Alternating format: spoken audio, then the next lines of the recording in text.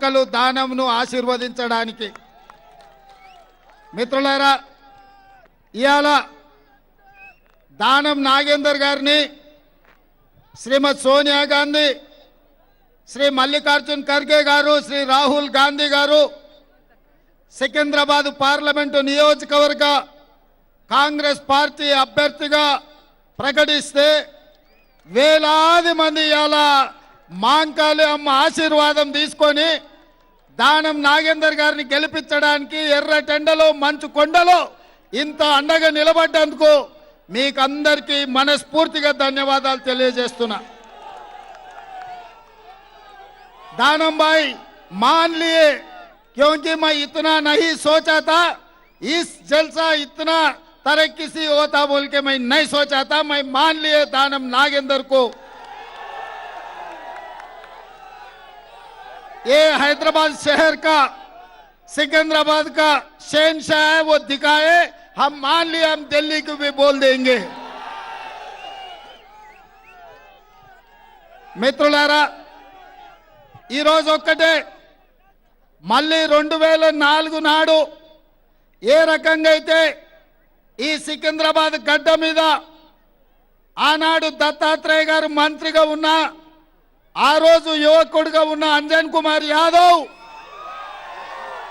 దత్తాత్రేయ గారిని ఓడించి ఈ సికింద్రాబాద్ గడ్డ మీద 3 రంగుల జెండాను ఎగరేసి ఢిల్లీలో కేంద్ర ప్రభుత్వాన్ని సోనియమ్మ నాయకత్వంలో తీసుకొచ్చిండు.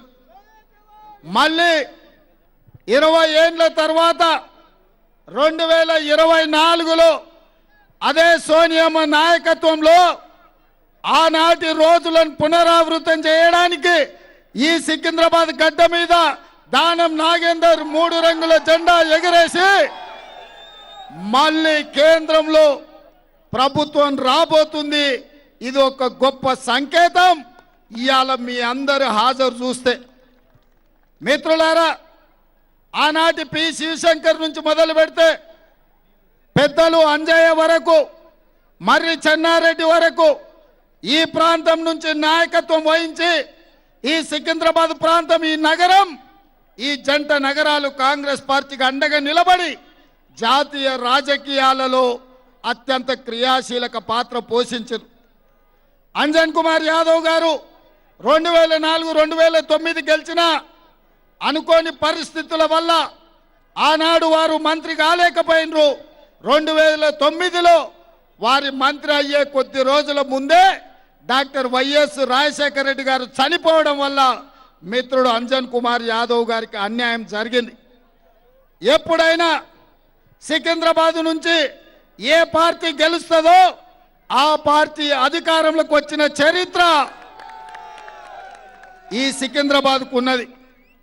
అందుకే ఆ నమ్మకంతో, ఆ విశ్వాసంతో, మాంకాళమ్మ ఆశీర్వాదంతో ఖచ్చితంగా సికింద్రాబాద్లో కాంగ్రెస్ పార్టీ గెలవబోతుంది. కేంద్రంలో మన ప్రభుత్వం రాబోతుంది.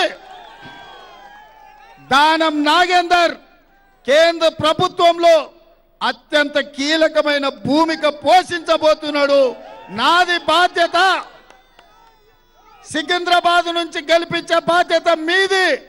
ఢిల్లీలో పెద్ద బాధ్యత ఇప్పించే బాధ్యత నాది అని చెప్పి నేను ఈ సందర్భంగా తెలియజేస్తున్నా.